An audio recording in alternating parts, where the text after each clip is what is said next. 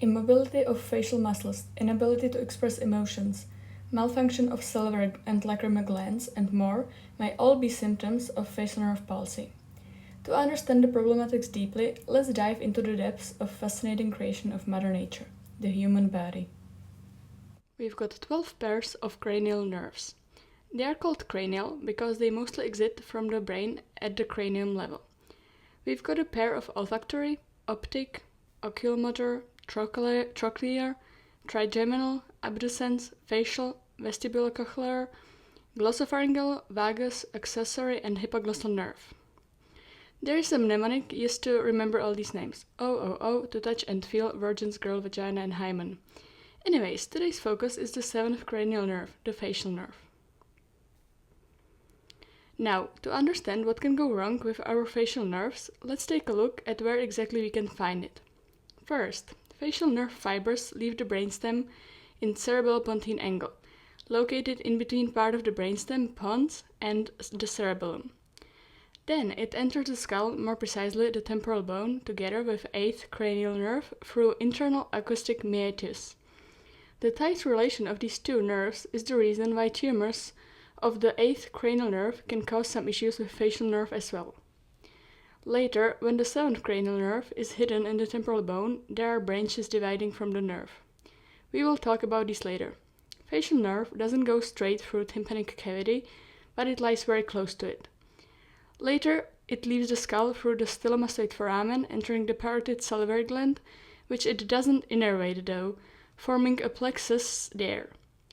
That's the tricky part. Here's what's important to remember. The parotid gland is innervated from the 9th cranial nerve, the glossopharyngeal nerve, not the 7th, even though it goes right through it. The dysfunction of facial muscles is probably the most obvious warning sign of facial nerve palsy. We will take a look at some crucial differences in between central and peripheral facial nerve palsy. Central means that the lesion is above the motor nucleus, in the cortex, etc., whereas during peripheral palsy the root of the problem is further down the course of the nerve. The most essential thing to remember from this video is that facial muscles of the upper half of the face are controlled from both sides of the brain, whereas the lower half is controlled just from the opposite one. Therefore, the central palsy is demonstrated with contralateral palsy of the facial muscles in just lower half of the face. On the other hand, the peripheral palsy demonstrates as an ipsilateral palsy of facial muscles of both upper and lower half of the face. Just to be clear, contralateral means opposite side and ipsilateral means the same side. Dysfunction of facial muscles results in inability to close your eye, called lagophthalm, that can lead to an eye infection and potential to a loss of vision. Loss of visibility of the nasolabial sulcus, inability to elevate the angle of the mouth, etc.